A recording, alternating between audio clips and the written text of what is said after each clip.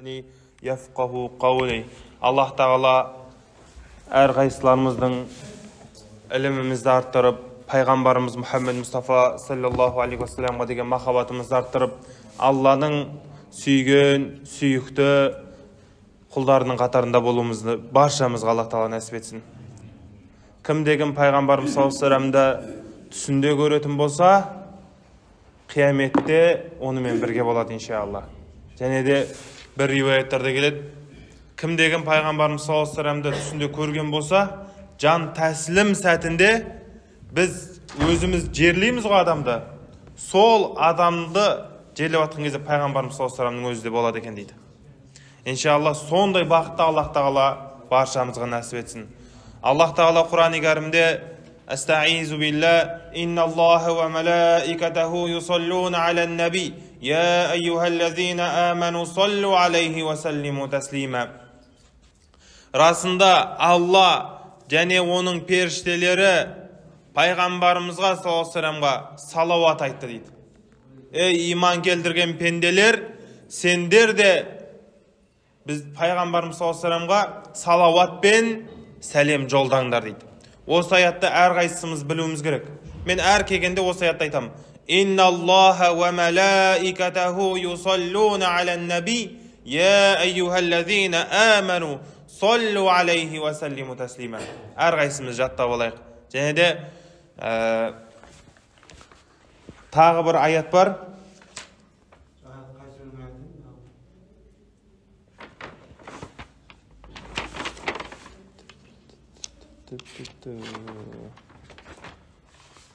Және Аллах Тағала пайғамбарымыз саллаллаху алейхи вассаламның дәрежесін көтеріп қойған қаншама аяттар бар. Мұхаммед Абу Халил деген кісі болған. Сол кісі Атласы Сиротун Науави деген кітап жазған. Алдындағы айтқанымдай, сол кітапта пайғамбарымыз саллаллаху алейхи вассалам мен Муса алейхиссаламды екеуін келтірген. Ол кітап менде үйде қалып кетті, мешітінде. Сол кітапта пайғамбарымыз саллаллаху алейхи вассаламды және Муса алейхиссаламды екеуін теңестіріп келтіреді. Қанша теңеулер бар. Пайғамбарымыз саллаллаху алейхи вассаламға айтады, пайғамбарымыз саллаллаху алейхи вассалам турасында: «Алам нашрах лака садрак». Біз сенің көкірек көзіңді ашпадық па дейді. Ал Муса алейхиссалам тілінде Робби шрах ли садри. Менің көкірек көзімді аш дейді. Муса алейхиссалам сұрап отыр: «Я Раббым, менің көкірек көзімді аша көр» деп отыр. Ал пайғамбарымыз саллаллаху алейхи вассаламға «Алам нашрах лака садрак». Сенің көкірек көзіңді ашып қоймадық па дейді. Қандай пайғамбарымыз саллаллаху алейхи вассаламның дәрежесінің биік болғанын айтып отыр. Және де тағы бір аяттарында Робби гфирли қалай келетін еді? Ол аятта Муса алейхиссалам жайында келеді: «Я Раббым, мені кешір» деп кешірім сұрады. Фағафара лаху. Аллах Тағала содан кейін оны кешірді дейді. Енді пайғамбарымыз саллаллаху алейхи вассалам жайында мынау Фатх инна фатахна лака фатхан мубина лияғфиру лака Аллаху ма тақаддама мин замбик ва ма тааххар. Біз саған ашық айқын жеңістер беріп қойдық дейді. Неге десе, өткен және келешектегі күнәларының барлығын кешіріп беру үшін дейді. Қарасақ, пайғамбарымыз саллаллаху алейхи вассаламның өткен және кейінгі енді болатын бүткіл күнәларын кешіріп берген. Бұл нәрседен біз пайғамбарлар күнә жасайды деген түсінік қалыптаспау керек. Пайғамбарлар ешқашан күнә жасамайды. Күнә жасамаған. Оның абзал қалай түсінеміз десе, жақсы немесе одан да жақсы бір іс тұрады дейді. Сол одан да жақсы емес, жақсысын таңдап қойғаны оларға қателік дейді да.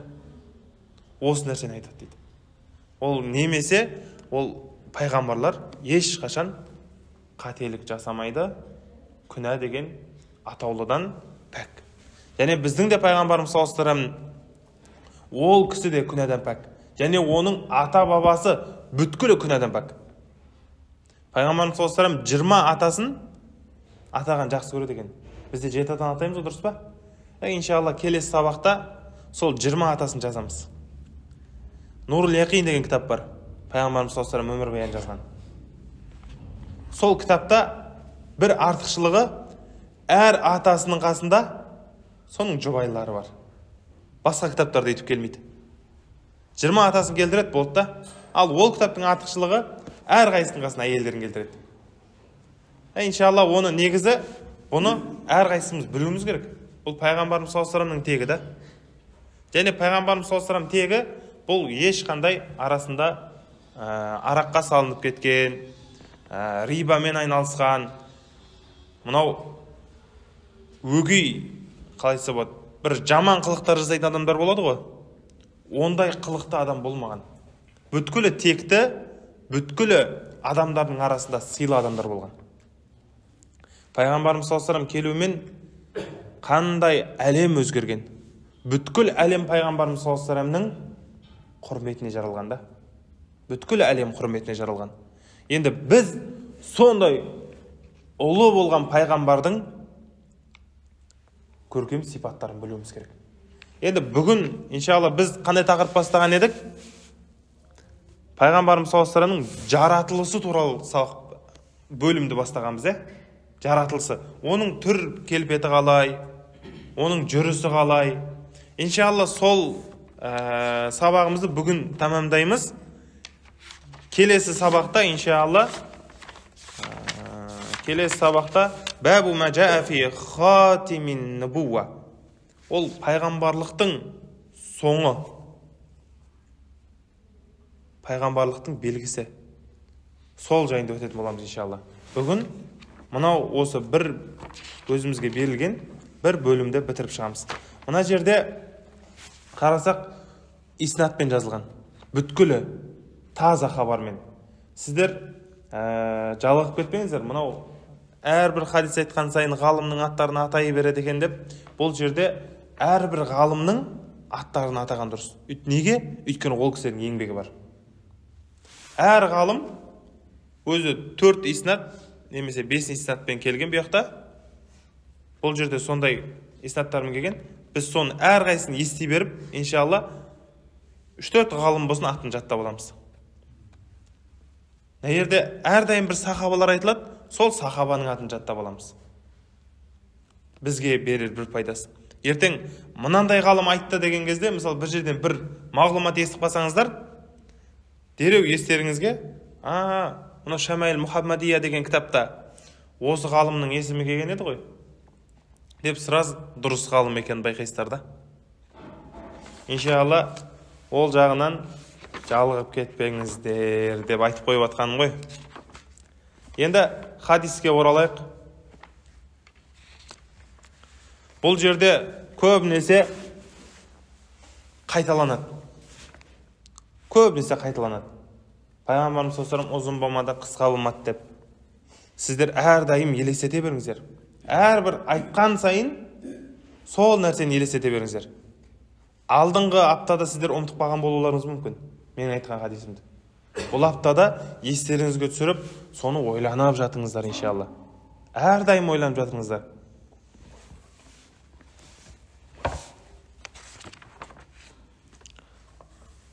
Ал енді онда хадисімізді бастайық. Хаддасана Суфьян ибн Ваки', хаддасана Жумай' ибн Умайр ибн Абдуррахман Илджи имла алейна من كتابه قال حدثني رجل من بني تميم من ولد أبي هالة زوج خديجة يكنى أبا عبد الله عن ابن أبي هالة عن الحسن ابن علي رضي الله عنهما قال. Хасан деген пайғамбарымыз саллаллаху алейхи вассалам немересі бар, Хасан Хусейн білесіздер. Сол Хасаннан сұралған екен. Сол Алла баршасына рахымын алсын, Алла разы болсын. Сол кісіден келеді. Сәәлә Хали Хинд ибн Аби Хала кәна уассафан ан хилияти Расулиллахи саллаллаху алейхи вассалам. Пайғамбарымыз саллаллаху алейхи вассалам жайында сұраған ғой.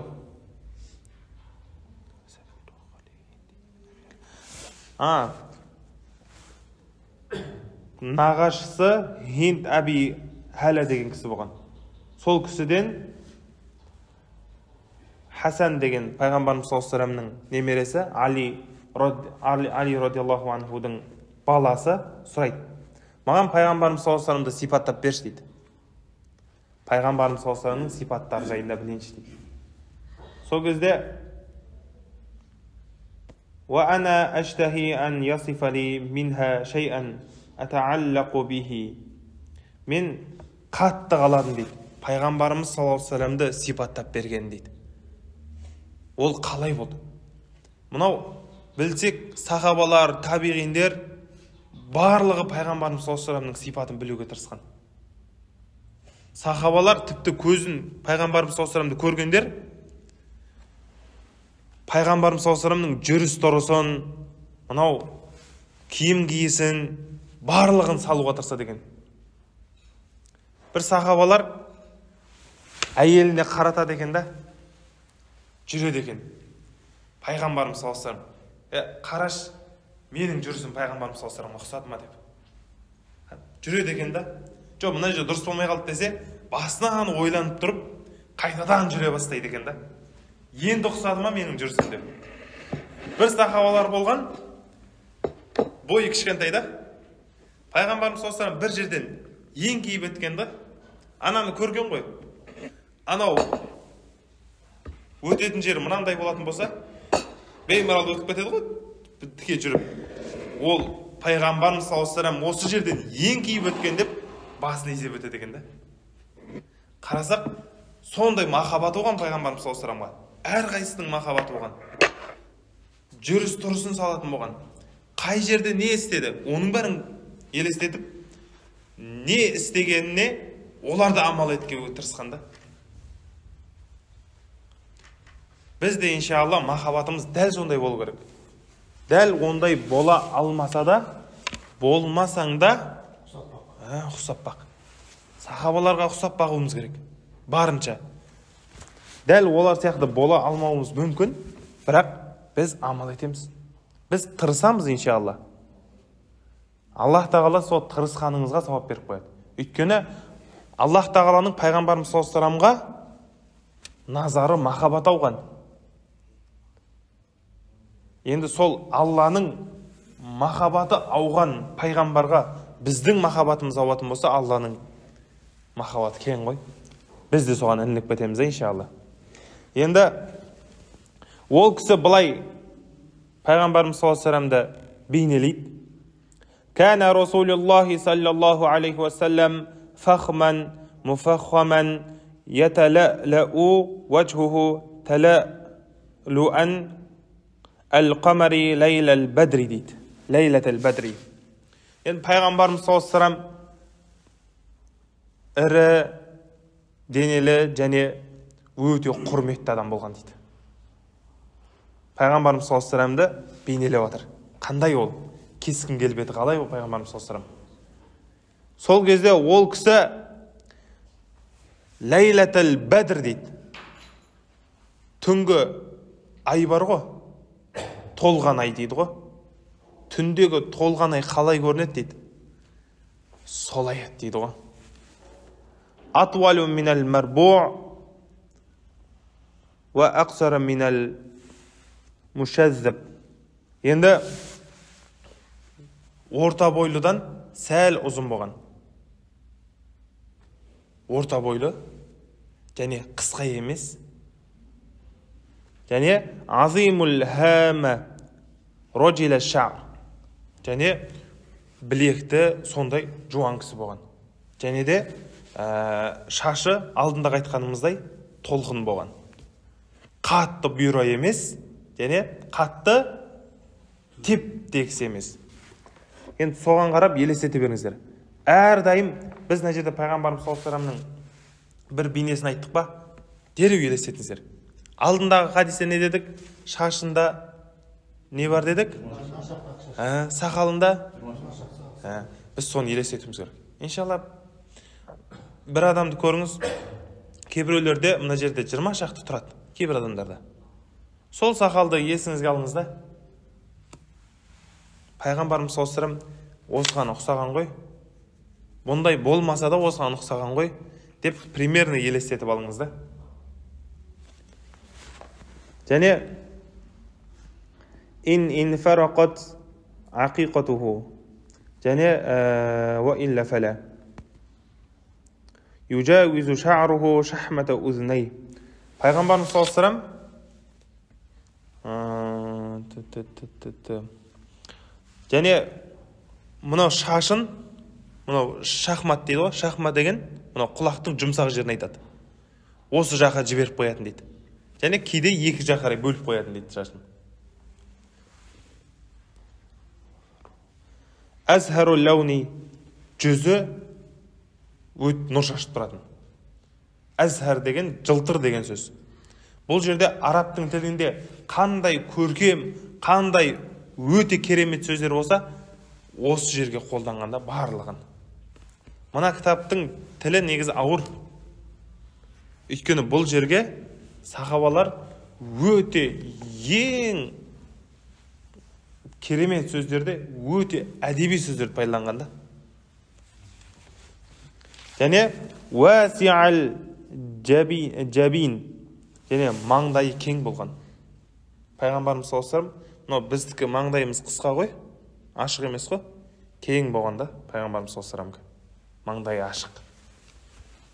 Және азажжал хауаджиб, қасы қалың болған. Қасы ұзын болғанда. Және арасы қосылмаған екен. Сауабиға мин ғойри қаран. Екі қасының ортасы қосылып қалмаған. Арасы ашық болған, бірақ қалың болған.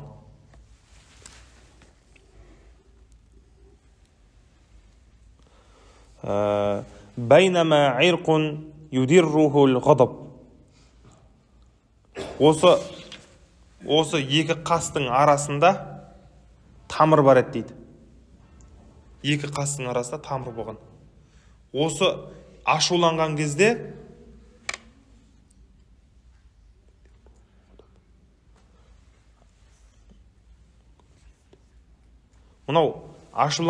осы жақтары қосылуға жақын қалатын еді. Ашуланған кезде тамырлар көбейетін еді дейді осы жерде. Пайғамбарымыз саллаллаху алейхи вассалам осы хадистен алатын болсақ, осы жерден алатын болсақ, пайғамбарымыз саллаллаху алейхи вассалам ашуланғанда ла тағдаб деген хадис бар. Ашуланба. Бірақ ашудың да түр-түрі бар да. Пайғамбарымыз саллаллаху алейхи вассалам өзінің хаққысында ашуланбаған, бірақ қасындағы жолдастарының, діннің хаққысында ашуланған. Ахмет Яссауи деген киноны көрдіңіздер ма? Бір түріктер шығарған екен да, керемет кино шығарған. Қарасақ, сол жерде Ахмет Яссауи Бағдатқа барып өзінің ілімін таратып жүреді ғой.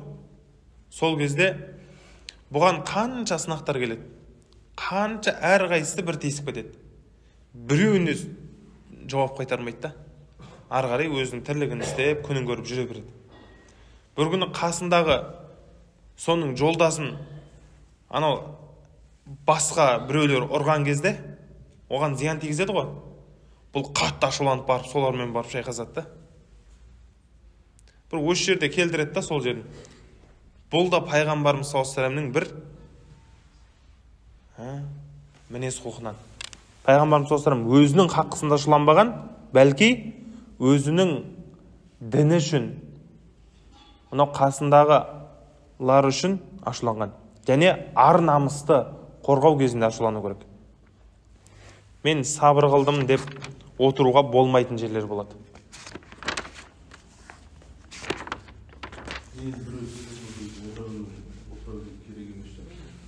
Оны қарау керек та.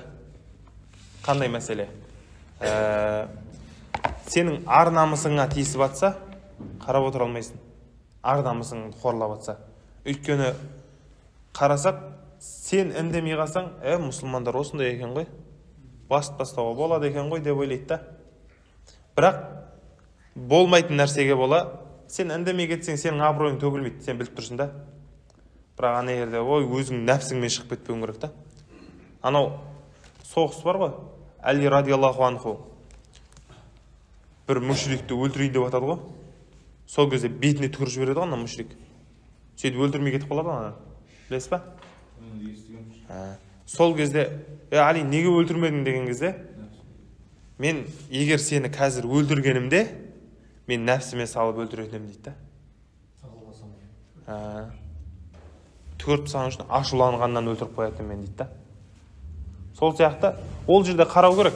Егер сен үндемей кетіп қалғаныңнан сенің дініңе, өзіңе ана жерде ар-намысыңа қорлау болмайтын болса, үндемей кетіп қалғаның жақсы. Кейде өз біліп тұрады, кейбіреулер өзінше бір болып тұрады ғой негізі. Сол кезде үндемей кетіп қалған дұрыс та. Негізі тәкаппарлықпен жауап беріңдер деп айтады ғой ұстаздар. Егер тәкаппарлық болған кезде біреу саған бір тәкаппарлық көрсетіп тұрса, сен оған тәкаппарлықпен жауап бер деп айтқан мен естідім да мен. Ол дұрыс па, дұрыс па? Ол ондай нәрсе бар, бірақ тәкаппар болып кетпеу керек та. Тәкаппар болып кетпеу керек дейді. Бірақ сен тәкаппар болғанын көріп тұрсаң дейді, ол саған тәкаппарлық көрсетіп тұрса, сен оған өзің қалай, какой привет, такой ответ сеси деген сияқты деп айтылған естігенмін. Ондайлар да келген енді. Жоққа шығарамаймыз. Білгенімізден білмегеніміз көп адамыз ғой. Енді Ақунал ирнин, пайғамбарымыз саллаллаху алейхи ва саллям мұрынды болған дейді. Қыр мұрынды. Біз қазақта не дейді осы жайында? Кім біледі?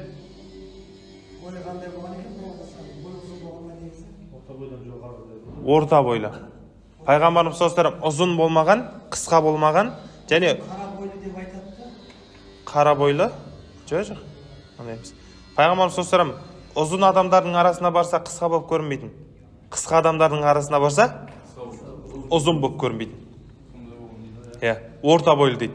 Бүткіл жерде алдындағы хадистің барлығында не деп келді? Мәрбу деп келді. Робан деп келді. Орта бойлы. Қауымының орта бойлысы қалай десе, пайғамбарымыз саллаллаху алейхи ва саллям деп бейнелейтін болған. Мүлдем ашуланбаған деп айта алмайсыз, ашуланған кездері бар. Анау бір күні бір адам айтады ғой, мен жамағат намазына қатыспай жүреді да. Неге деген кезде сол имамдыққа шығатын, мешіттің имамдыққа шығатын адамы Құранды ұзақ оқиды дейді да. Мен сол үшін бармадым дейді. Бармай жүрмін дейді.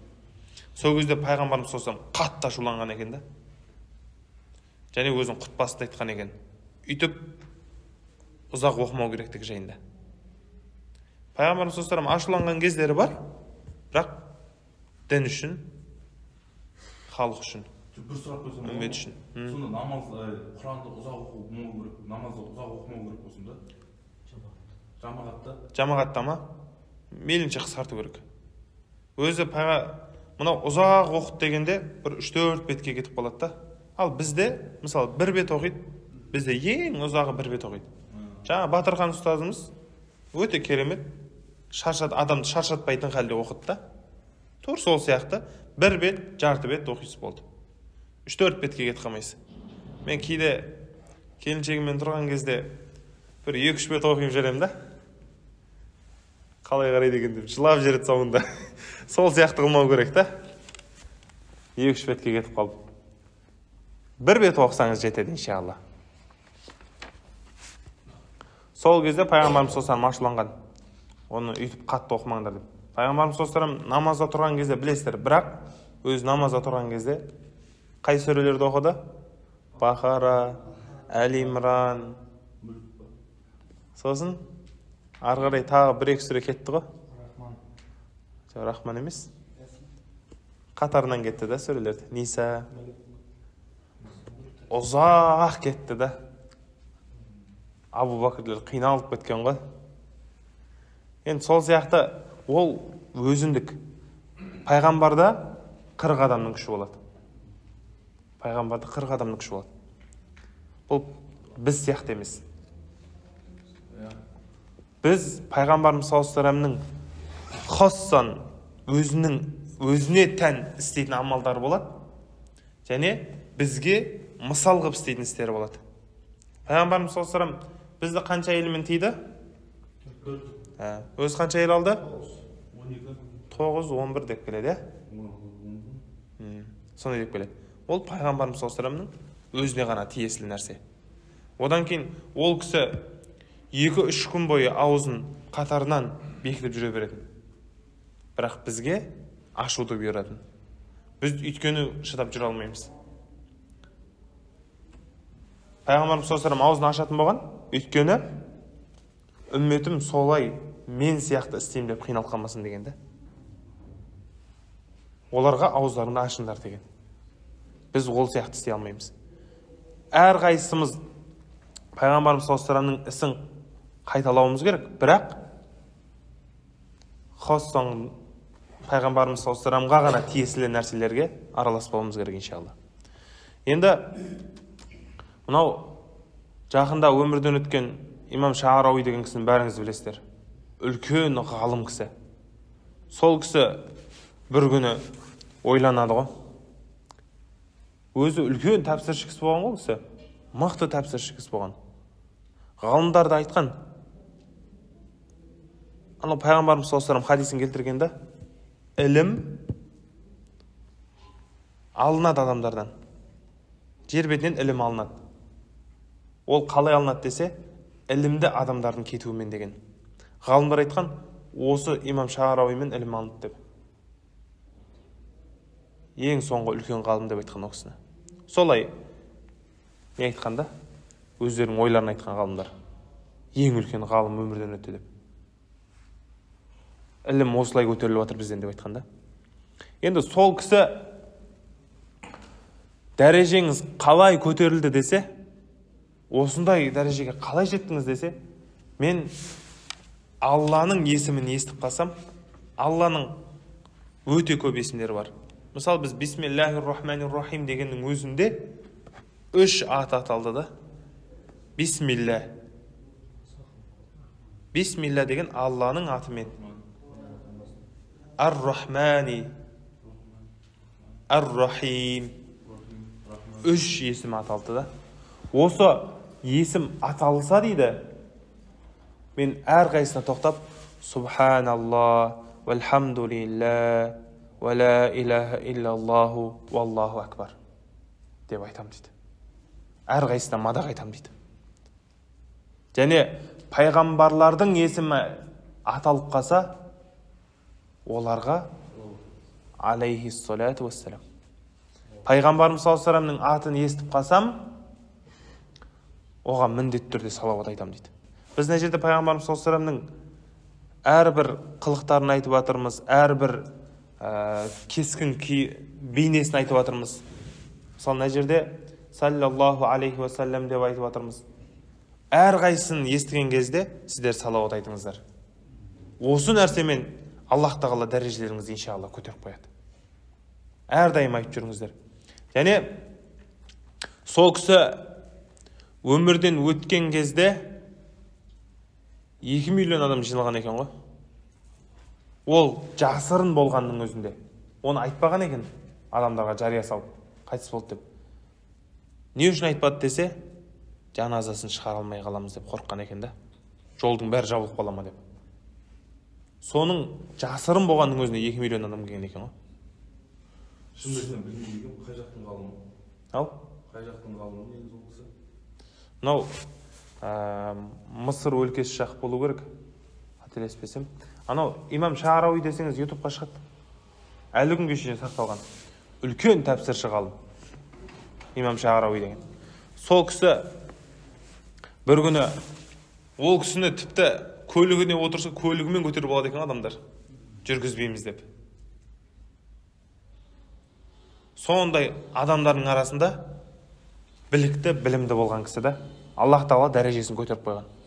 Сол кісі қалай жеттіңіз дегенде осылай жауап берген. Енді тағы бір неде бір күні адамдар соншалықты оны көкке көтеріп жүреді ғой. Бір күні қашып барып, тығылып, туалетке кіріп кетеді. Шәкірттері іздеп жүреді ғой ол кісіні. Сөйтсе туалеттің ішінде кәдімгі жеңдерін түрт бастап туалет жуып отыр дейді да. Мына жағыма тәкаппарлық кіріп кетейін деп жатыр деп. Жүрегіме тәкаппарлық кіріп кетейін деп жатыр деп туалет жуып жүр дейді да. Үлкен ғалым айтпесе. Біз мына жерде туалет жууға жібермейді ғой бір нәрсеміз, дұрыс па? Мына жақта тәкаппарлығымыз жібермейді. Сіз негізі көресіздер, біз өзіміз пайдасын көргенбіз да. Туалет жусаң, мынау ісіңде берекелі болады, алып атқан ілімің де берекелі болады. Осы бізде анау кезекшілік болатын туалет жуатын медреседе. Ол онша әсер етпейді да. Өзің шынайы ықыласпен барып жуып кетсең, мешіттегіні, медреседегіні, оның сезім бөлек болады. Сол күнгі ісің өнеді ғой, кәдімгідей. Сол сияқты иншалла сіздер де қайта бүгін мен кезегімді таласуларыңыз керек та негізі. Сол кісі бір күні ойланады, мен жалпы кіммін өз? Алланың кәләмін, сөзін мен адамдарға тәпсірлейтіндей мен кіммін деп ойланады ғой. Сондай бір ой келеді да. Сөйтіп сабақ бермей қояды ол кісі. Мен бір пақыр Алланың кәләмін тәпсірлеп жүрмін ғой мен. Өз ойланып қалады да. Болмайды маған тәпсірлеуге. Мен кіммін деп. Сөйтеді де тәпсірлемей қояды. Бір күн түс көреді ғой. Түсінде пайғамбарымыз саллаллаху алейхи вассаламның немересін көреді. Сол айтқан екен. Егер барып сабағыңды бер деп соған жол нұсқаған екен де. Егер сабағыңды жалғастырмайтын болсаң, тіліңді кесіп басың жарым деп айтқан екен. Түсінде. Сөйтіп, ертесінен бастап, кәдімгі өзінің бар білгенін айтып, тәпсірлеген де. Оның шәкірттері жазып үлгермеген ғой тіпті. Сондай білімді кісі болған, Аллах тағала сондай зеректік, сондай даналық беріп қойған ол кісіге. Сол кісі үлкен ғалым болған, солай ғалым болып өмірден өтті. Алла рахмын асын. Ондай кісілердің атын естіген кезде рахимахулла деп айтып қою керек. Пайғамбарлардың аты атылғанда алейхиссалам. Ал біздің пайғамбарымыз саллаллаху алейхи вассаламның аты аталғанда саллаллаху алейхи вассалам. Алланың есім сипаттар айтылған кезде субханалла, вальхамдулилля, ва ла иляха иллаллаху, валлаху акбар. Әрдайым өстіп айтуымыз керек иншалла. Аллах тағала ілімдерімізді арттырып қояды иншалла. Лаху нурун я'луху яхсабуху ман лам ятааммалху ашам кассу лихья. Енді пайғамбарымыз саллаллаху алейхи вассаламда сондай нұр болатын еді дейді. Пайғамбарымыз саллаллаху алейхи вассалам нұр болатын еді дейді.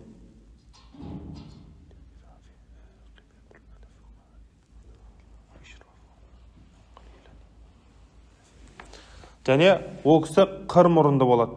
Және мынау сақалдары қалың екен. Сақалдары қалың болған. Және сәхләл хаддайни, беті сәхіл деген жай сопақ болған. Анау сопақ емес, доп-домалақ емес, соның ортасы болған. Доли аль-фам, ерні дәу болған. Ерні үлкен болған. Ерінді кісі дейді ғой. Муфалладжул аснан, нау тістерінің арасы сәл ғана ашыңқы болған. Дақиқул масруба, және мынау көкіректен мынау кіндікке дейінгі арасында бір сызық сондай түктері болған. Ал басқа жерінде болмағанда осы бір сызық нерде түк болған. كأن عنقه جيد دمية في صفاء الفضة. Пайғамбарымыз саллаллаху алейхи вассаламның сондай мойны көрінетін еді дейді. Қалай десе, фиддо, күміс бар ғой, күмістің жарқыраған сияқты мойны көрінетін еді дейді. Мойны күміс сияқты жарқырап көрінетін еді дейді. Сондай бойшаң келген жаратылысы өте көркем болған еді дейді. Өте одан кейін денелі кісі болған. Сауа әл-батни уас-садри ариду садр. Және мынау көкіректі кісі болады ғой. Мынау иықты және көкіректі кісілер болады өзі. Әдем жарасатын өзіне. Дұрыс па? Тура солай болған. Баида мән бәйнәл мәнкибәйн. Мынау екі иығының арасы ұзақ болған. Сондай жалпақ болған да. Пайғамбарымыз саллаллаху алейхи вассалам. Дохмул карадис. Және бас сүйегі үлкен болған. Бас сүйегі үлкен деген ол жалпы алдында да айтып кеттік қой. Бұл бас деген бастың үлкендігі оның ақылдылығын және оның даналығын көрсетеді. Одан кейін басы үлкен болғанда, ол денесі кішкентай, басы үлкен болмаған. Сол денеге сай бас болғанда, өте бір-біріне келіскен. Және маусулу ма байнал лаббати ва суррати би ашри яжри кал хад.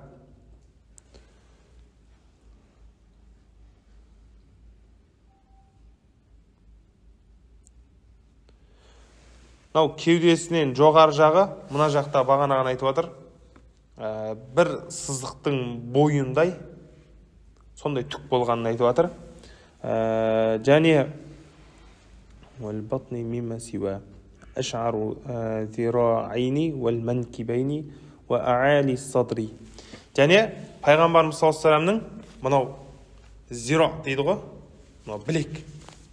Осы жағында түктер шыққан дейді. Қатты емес, кішігірім түктер шыққан. Және мынау иықтарының арасында болған дейді. Мәнкибай, екі иық жағында түктер болған. Ал басқа жерінде мүлдем түк болмаған дейді. Али садри, мынау көкірек жағында болған дейді одан кейін. Көкірегінің жоғары жағында дейді. Демек, қай жерлер ол? Мына жерлерде. Иә. Тауилу зәндір. Және білекті кісі болған. Рохбар роха. Алақаны кең болған дейді. Алақаны етті болған. Бірақ осы етті қатты болды дегенде пайғамбарымыз саллаллаху алейхи вассаламның қолы жуан болған ғой, дәу болған. Енді соны ұстаған кезде ол қаттылықты байқамайды дейді. Жұмсақ болған да. Бірақ етті болған. Етті да. Одан кейін жүрсе әскер сияқты аяғын адымдап нық басатын дейді пайғамбарымыз саллаллаху алейхи вассалам. Шастул каффайни вал қадамайн. Және мынау осы алақаны және екі аяғы бар ғой, ол да етке толық нық болған екен пайғамбарымыз саллаллаху алейхи вассалам. Иншалла түстеріңізде көріп атсаңыздар айтасыздар ғой, қалай болған. Енді пайғамбарымыз саллаллаху алейхи вассаламның мынау екі аяғының ортасында кішігірім былай көтеріңкі жер болады ғой бізде. Сондай көтеріңкі жер болған дейді. Арасынан су өте алатын дейді. Су тұрса өте беретін дейді. Ол қатты көтеріңкі емес. Біздегідей бізде майтабандар көп қой. Ондай болмағанда сәл көтеріңкі болған. Майтабандар ол теп-текс бола ма? Майтабан дейді. Ол теп-текс бе? Майтабан деген? Майтабан. Ол ондай болмаған, мына жағы сәл көтеріңкі болғанда.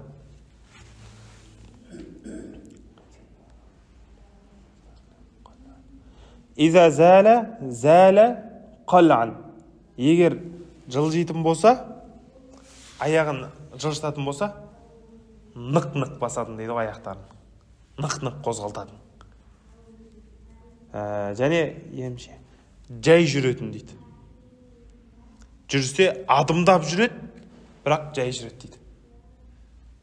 Бірақ сахабалар айтқан ғой, қарасаң жай жүріп баратқан сияқты, бірақ қасында біз тез жүріп келе жатамыз дейді.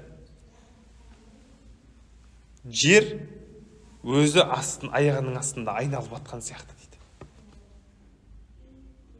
Қараңызшы, жер өзі аяғының астында айналып жатқан сияқты дейді. Қарасаң жай жүріп келе жатыр дейді. Және адымдап жүретін болған да. Жай жүрсе де адымдап жүретін болған. Адымдап деген білесіздер ғой, ұзаққа тастап та аяғын. Жай емес, ұзаққа тастап жүретін болған. Және әр басқан сайын нық-нық әскер сияқты басатын болған. Иза машатта кааннама янхатту минас сабаб. Егер жүретін болса, мынау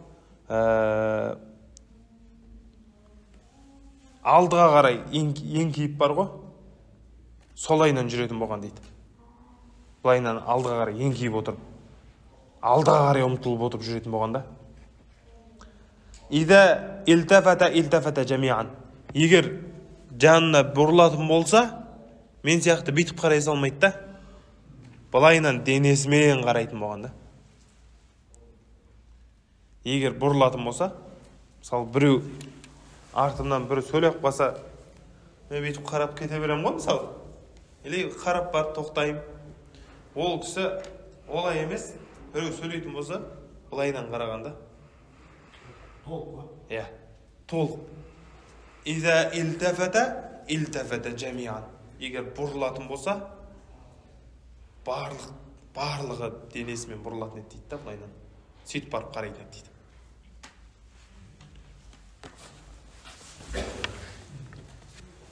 Және хафидот толф, және төмен қарап жүретін. Төмен қарап жүретін. Көзін төмен сал. Ғаддул басар дейді ғой Құранда. Көздерін төмен салыңдар дейді ғой. Сол сияқты жүретін. Назаруху илал арди аксар мин назарихи илас сама. Төбеге қарап жүргеннен төменге қарап жүретіні көп еді дейді. Жан жаққа көзін лақтыра бермейтін да. Жан жаққа көзін лақтыра бермейтін. Және джуллу назарихи мулахазату. Ол кісі әрдайым бір нәрсені ойлап жүретін дейді. Біз сияқты теп-текс бір комнатаға кіріп кетпей мидағы, ол кісі әрдайым бір нәрсені ойлап жүретін дейді. Біз бір нәрсеге кіріп кетсек, сол нәрсені ғана ойлап жүре береміз ғой. Или болмаса, еш нәрсе ойламайды жүре аламыз ғой, дұрыс па? Миымыз пустой болып тұрады да кейде. Бүйтіп отырамыз. Отырған кезде түк ойланбай отыра береміз ғой. Сыртымыздан біреу қараса, бір үлкен мәселені шешіп атқан сияқты да. Негізі. Рас қой? Анау алдында сіздерге айттым ба, еркек адам мен әйел адамның миы дегенде? Оны айтпадым ба? Мысал, ол енді психологиялық сабақ қой. Ол бөлек, иншалла, өтеміз. Жігіттің абыройы, әйелді бастаған деген сабақтар бар өзі. Иншалла, сұраныстарыңыз болып атса, өтеміз онда. Бір үлкен мықты сабақ бар. Еркектің абыройы үйде қандай болу керек деген.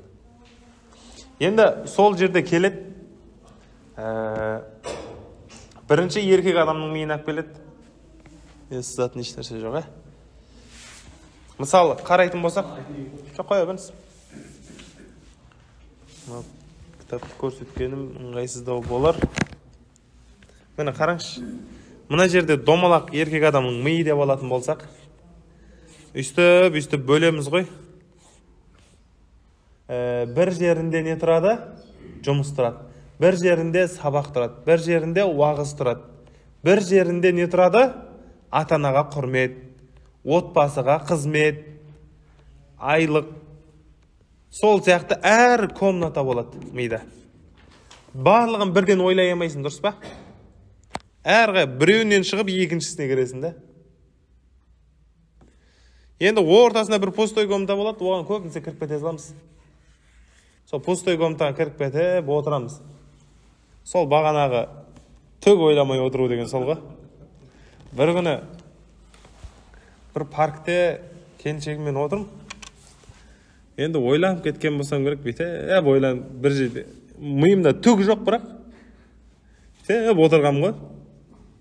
Сөйтсем, тур мен көзім тұсында бір қыз кетіп баратыр екен да. Мен білмеймін ананы. Ойымда еш нәрсе жоқ. Еще көзім сонымен бір кетіп баратыр екен да бүйтіп. Миымда оны көріп те тұрған жоқтым да мен миыммен. Сөйтсем, келіншек түртеді да. Я оған қарап отыр деп ше. Кімге қарап отырмын мен деймін ғой. Бүйтіп қайттан бүйтіп зер салып қарасам біреу тұр екен да сырда. Сол сияқты біздің миымыз істемей тұрады да, істен шығады да былайынан. Ал сол бірақ әйелдерде комната деген болмайды екен. Бүткіл нәрсені бірден ойлап тұра берді да бүйтіп. Дұрыс па? Барлық нәрсені ойлап тұра береді да ол. Солысымен ерекше да. Сіз мына нәрсеге 10 минут ойламай қарап тұрсыз, сөйтсе қарап тұра бересіз, мысалы. Сағаттап қарап тұруыңыз мүмкін, мысалы. Ал әйел адам 1 секунд тұра алмайды ғой, 1 секунд ойламай тұра алмайды. Сұрақ көрсеңіздер болады. Үйлеріңізге барып, әйелдеріңізге сұрақ көріңіз. Мынаған ойланбай тұра аласың ба деп. Қарашы мына шайға деп. Мысалы, сіз қарайсыз да, даже ақ екен де ойламауыңыз мүмкін да, ішінде шай бар екен де ойламайсыз ғой, кейде. Просто да қарап отыра бересіз да. Шай құйып ішейін ба деп қоясыз кейде. Ал сол кезде ол әйел адам қанша нәрсе ойлап тастайды ғой. Мыңдаған нәрсе ойлап тастауы мүмкін да. Сол себепті көпсе дейді ғой. Осыдан қарауға болады, ер адам мен әйел адамның психологиясы екі түрлі. Мысалы, сізге айтуы мүмкін. Сен өмір қыдыртпайсың ғой мен деп.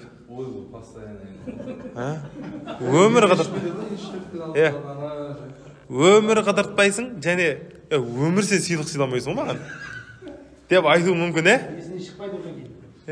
Одан сіз не дейсіз одан кейін? Ойшымшы бір апта мысалы алдын барады, мысалы кейін бір апта алдын мысалы 2 рет барады, кейін алған 10 күн мысалы бір апта болса мен қашан қыдырамын деп эмоциямыз сөйтіп айтады. Қыдырмаймыз ғой. Жұртты қараш деп па? Енді сол жерде мысалы қарайтын болсақ, оның негізгі ойы не екен білесіздер ме жерде? Біз оған не деп жауап береміз өйткен кезде? Бүткіл жасаған жақсылықтарын алдына тізіп береміз ғой, қай кезде қай апарғанын, және не сыйлық сыйлағанын айтып береміз. Сонда мен кімді қыдырып жүрмін осы уақытқа шейін? Кімге сыйлық бердім мен осы уақытқа шейін дейміз ғой? Сөйтіп одан кейін кейбір отбасыларда артынан ұрыс басталып кетуі мүмкін да, осының себебінен. Ұрыс басталып кетеді да. Ал енді біз даналықпен не істеуіміз керек сол кезде? Оның айтып атқаны не екен білесіздер ме сол кезде? Ол негізі соңғы кезде шықпадық қой деп жай айтқан нәрсесі да. Оймен сол нәрсені айтып тұр, бірақ сізге өмір қыдырмаймыз ғой біз деп айтады да. Сен қашан маған сыйлық сыйладың деп айтады да сізге. Соңғы кезде сыйлық болмай кетті ғой, 1-2 аптаның көлемінде деген нәрсе негізі миында. Біз оны прямой түсінеміз да негізі. Одан кейін арада ұрыс болады да, одан кейін прямой түсінгеннен кейін. Негізі прямой түсінбеу керек екен да сізде. Егер шамаңыз жетсе, намекті орындай алсаңыз, кеттік жүр дейсіз, ана бүткіл ашуы, бүткіл ойындағы айтып тұрғаны қаншама градустарға өзгеріп кетеді ғой. Күліп қасыңа шыға салады да ол. Ашуланған кезде әйел адамды сыйлықпен, бір сыйлық берсең, сразу сөйлей алмай қалады ол. Дұрыс па? Еркек адамға сыйлық сыйласын, ашуланған кезде бетін лақтырып, дұрыс па? Ол екі түрлі да. Соны иншалла алдағы уақытта яқса өтеміз. Және يسوق أصحابه يبدأ من لقي بالسلام. Yani Peygamberimiz sallallahu aleyhi ve sellem sahabalarının sel артында жүретін дейді. Sahabalarının артында жүретін.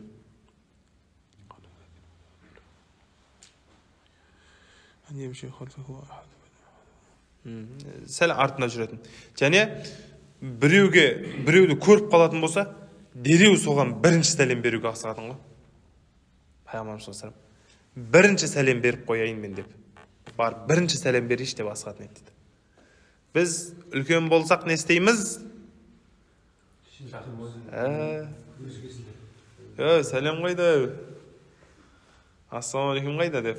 Кейде уағалейкум ассалам деп баста жүреміз, айтпадың ғой деп. Ол қайтап біздің осы жерде Пайғамбарымыз саллаллаху алейхи ва саллям ұқсауға тырысуымыз керек. Біз үлкен ба, кіші ма қарамауымыз керек. Бірінші сәлем беруге асығуымыз керек. Ассалаумағалейкум, қалайсың бауырым? Қалайсың інім? Бірінші бастауымыз керек та. Осы Пайғамбарымыз саллаллаху алейхи ва саллямның сипаттарының бірі. Қанша уақыт болды? Сіздер уақыттарыңыз алып қоймадым ба? 1 сағат болып қалыпты ғой. Әлі 2 бет бар екен, бітіреміз ба, әлде келесі сабақта қыламыз ба? Негізі дәрістің аз болған дұрыс, Мен мұнан бүгін бітіп тастаймыз деп ойлаған едім, басқа нәрселер араласып кетті ғой арасына негізі. Ау?